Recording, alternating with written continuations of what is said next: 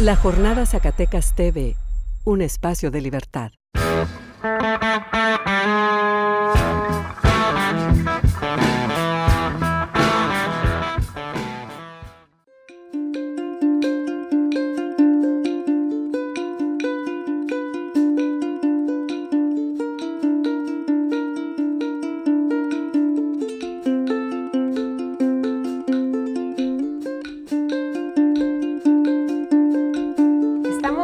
El día de hoy en el Museo Francisco Goitia con el artista plástico Antonio Luquín y nos da mucho gusto tenerlo en Zacatecas.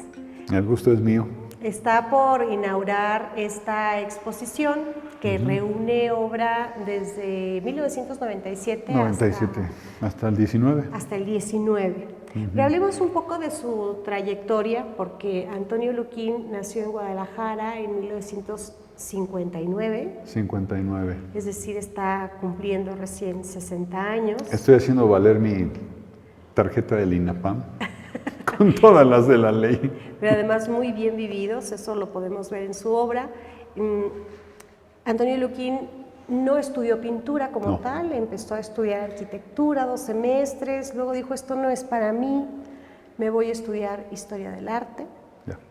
Termina historia del arte y luego... Paso a Bellas Artes. Hay una anécdota interesante. Cuando yo estudiaba arquitectura en esos 2 primeros semestres, un profesor de diseño de proyectos siempre se me quedaba viendo y decía, son muy interesantes tus proyectos, pero me dio una de las grandes pistas de mi vida que fue, es que no tienes una concepción funcional del espacio, sino escultórica. Eso fue una de las primeras señales en el camino del pintor que después se desarrolló de una manera cabal. Y yo venía haciendo trabajo creativo desde entonces, desde los 70s, compongo música, pinto cuadros, pero desde que lo asumí como una profesión, a fines de los 80s, es cuando empieza realmente el pintor a trabajar con todas las de la ley, a desarrollar ya un oficio y con fuerza, vamos. Pero hablemos un poco de esta incursión a Bellas Artes como funcionario, como burócrata. Tú llegas a tener contacto en ese momento, porque trabajabas en el Centro de Investigaciones. Llegas a tener contacto con todos los pintores más importantes que estaban catalogados en el Instituto Nacional de Bellas Artes en ese momento. Entonces, ese contacto de alguna manera motivó que decidieras empezar con este maravilloso trabajo de la creación, ¿cierto? Sí fue definitivo tener toda esa información visual, porque es con lo que uno se queda, es la herencia que tiene un pintor, la información visual, y conocer a todos estos colegas finalmente fue definitivo. Supe que yo era uno de la estirpe y que lo único que hacía falta es que tomara una decisión en torno a trabajar. Ahora, estar en Bellas Artes me puso en contacto no solo con los artistas vivos y muertos, sino también con el quehacer del pintor. Montar exposiciones, fotografiar obra, el trabajo del diseño de un catálogo, las invitaciones y una serie de actividades que acompañan al pintor. Todo lo relacionado con gestión, digamos. Gestión, sí, claro. La gestión de los espacios, de las acciones que se realizan, etcétera, etcétera. Exactamente. De pronto tú dices, esto no es para mí, porque entiendo que un artista como tú invertía demasiado tiempo en cosas vacuas. Es decir, no tanto, sino algo que no era mío. Exacto. Lleno de vacuidad en ese sentido. Invertías mucho tiempo en reuniones, supongo, en trámites burocráticos. Burocráticos, reuniones, juntas, infinitas tazas de café, mucho cigarro. En aquel tiempo se permitía fumar en todas partes. Y poca acción. Sí, toda esa energía estaba haciendo implosión y entonces creo que me estaba haciendo daño. Claro. Y juzgué que era un compromiso con la sociedad. Vamos, yo soy pintor, tengo que actuar en consecuencia, porque entonces, si no lo hago, voy a obligar a la gente que ayune de lo que yo puedo aportar. Claro. Voy a meter la cabeza como si se tratara de un avestruz, si no tomo una decisión. Exactamente, exactamente. Como uno de los cuadros como uno de los aquí. cuadros que está aquí, despotismo Ilustrado. Despotismo ilustrado. Que es ya de la década de los 90. De los 90, pero que me remite a los últimos 5 años de los 80, que era cuando yo estuve en Bellas Artes. Entonces, como burócrata pude haber tenido mi aportación, pero nunca al nivel de lo que el pintor ha hecho. Ok. Nosotros tuvimos un primer acercamiento con la obra de Antonio Luquín hace algunos años, en el 2016, si mal no recuerdo. Claro, sí. Cuando uno de tus cuadros llegó junto con la colección Soledades. De Sebastián, sí. De Sebastián, en los grandes formatos. Recuerdo muy bien el cuadro, que incluso fue tema de portada de La Gualdra. Era un avión aterrizando. Bueno, eran ruinas de aviones. Sí, eran ruinas de aviones, ¿verdad? Y yo veo en esta temática, a propósito de ya abordar el asunto de las avestruces y de todas las posibilidades que tienes de crecer o de meter la cabeza, veo en tu obra una tendencia a imaginar, a recrear un posible planeta Tierra en un futuro. Y entonces hablamos de un futuro más que de un tiempo suspendido, más que de algo que va en picada, ¿cierto? Es animación suspendida. Soy un falso profeta porque en realidad todo lo que estamos viendo ya es, no es la anticipación, es simplemente, son los vocablos distintos, pero de algo que ya tenemos, de algo que ya nos rodea y de algo que también estamos padeciendo.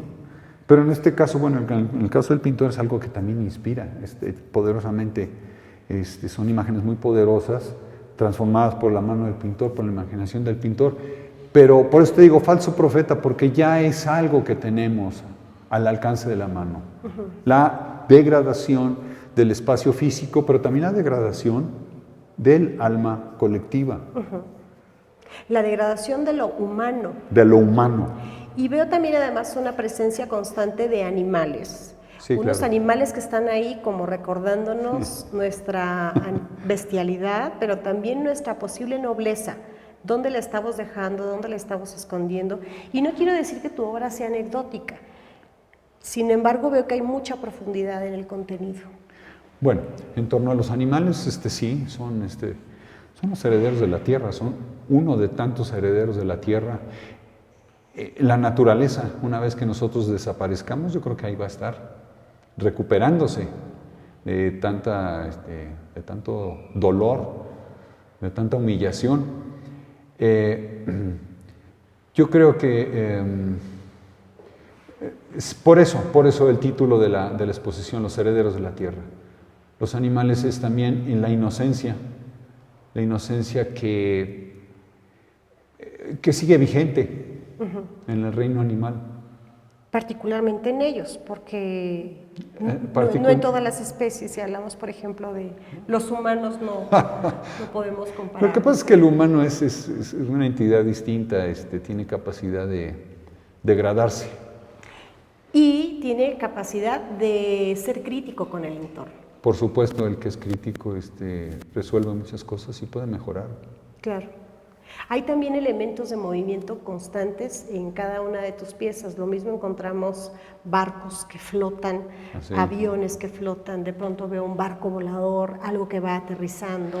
Hay un movimiento constante, además de la presencia de... No solo hay movimiento, sino que mis cuadros son en gran medida un comentario social sobre lo que nos rodea. Y también hay anécdota, también hay narración. Soy un pintor narrativo, estoy diciéndote algo. Y cuadros de gran formato, muchas veces me gusta pensar en ellos como leer una novela de largo aliento. Hay cuadros pequeños que son haikus.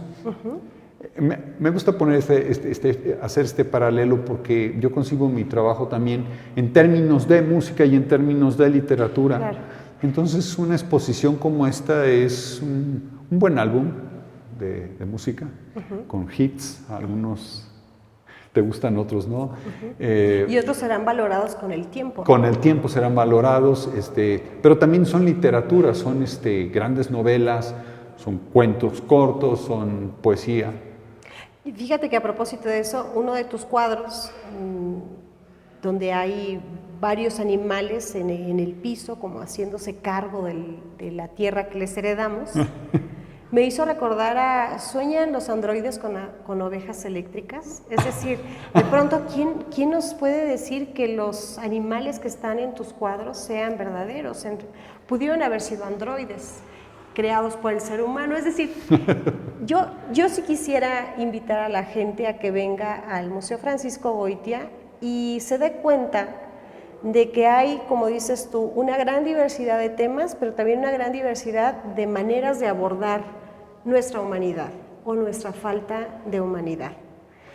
Pues sí, los transportes, por ejemplo, los barcos flotando en el aire y los aviones encijados en el suelo, pues es también un amor por la ingeniería, y el desplazamiento. El desplazamiento es una conquista del ser humano, muy importante, pero a la vez que alcanzamos grandes velocidades con máquinas, cada vez parecemos más atascados. Y más solos. En la arena. Y más solos, porque además vemos en los cuadros que hay una soledad patente. Sí. Hay uno en particular que me remite mucho a la soledad, que es donde encontramos en medio de las ruinas una Virgen de Guadalupe como en aparente soledad, sí, pero en realidad pues, está viéndolo todo, dominándolo todo. Y también hay niños. Y también hay niños y pájaros volando o ángeles, no sé qué es lo que sea en el cielo. Sí, hay unos ángeles por ahí. Hay unos ángeles y yo recuerdo ahora El viejo en el muladar de Francisco Goitia, que tiene una serie de pájaros volando sobre el basurero, que también pudieran ser ángeles, depende de la perspectiva con la que se les vea, ¿verdad? Sí, yo creo que en el fondo también muchos de esos cuadros parten de imágenes alguna vez contempladas, ¿no? Aquí, por ejemplo, veo varias de las obras de Goitia que eran parte del archivo y que yo solamente había visto en diapositiva en aquel tiempo. Y cuando las ves... Julio Ruelas, por ejemplo, ¿no? Es una maravilla, ese pequeño aguafuerte de... La crítica. La crítica es maravilloso, ¿no? Sí, claro, y otra vez la presencia de los animales, de la soledad y de la crítica, que se repiten constantemente en tu obra. Pero también hay otra cosa que quisiera destacar, la musicalidad y el ritmo que yo veo en esta colección de casi 46 cuadros. ¿O 46. De 46 cuadros de diferentes épocas, es decir, venir a ver esta exposición, Los Herederos de la Tierra, es conocer un poco la evolución de Antonio Loquín como artista, desde que tomó la decisión de dejar de ser burócrata y dedicarse de lleno a la creación, cosa que agradecemos mucho, ¿eh? Qué bueno que hayas tomado la decisión de dedicarte a pintar. Claro. ¿Cuál es la relación de la música con tu obra? Porque yo sé que la Sagrada Familia es otra de tus actividades principales como artista. Sí, eso viene desde los años 70, cuando me empiezo a manifestar como creativo.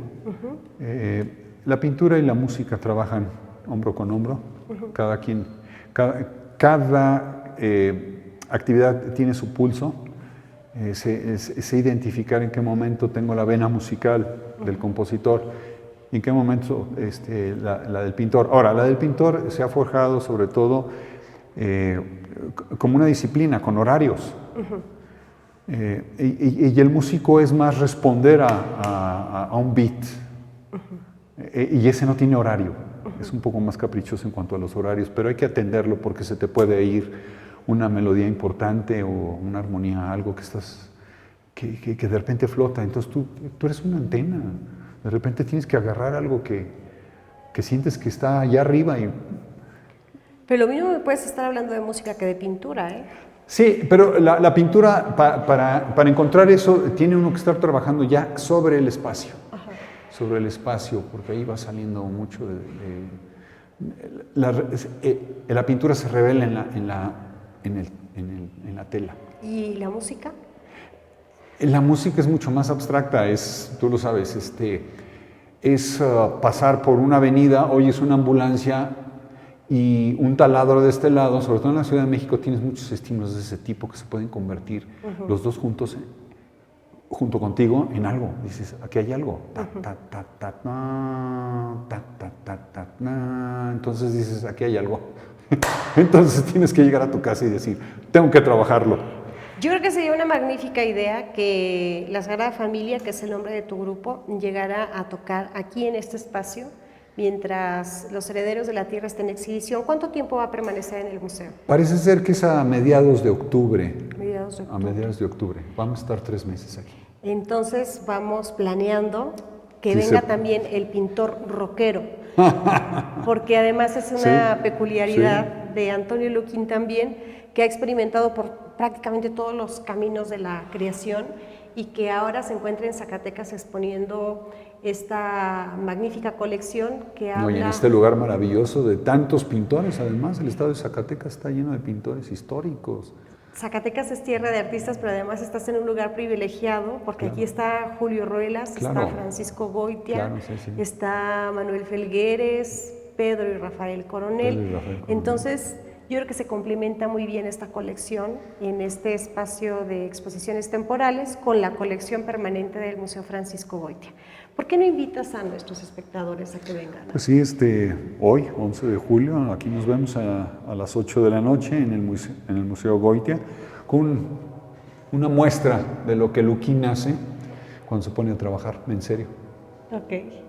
Muchísimas gracias, Antonio. Bienvenido a Zacatecas y los esperamos en el Museo Francisco Goitia para que disfruten, se deleiten y entablen una conversación directa con las piezas de los herederos de la tierra. Ya planearemos después la llegada de la Sagrada Familia para entrar en rock. Eso. Muchas gracias. Gracias, hasta luego.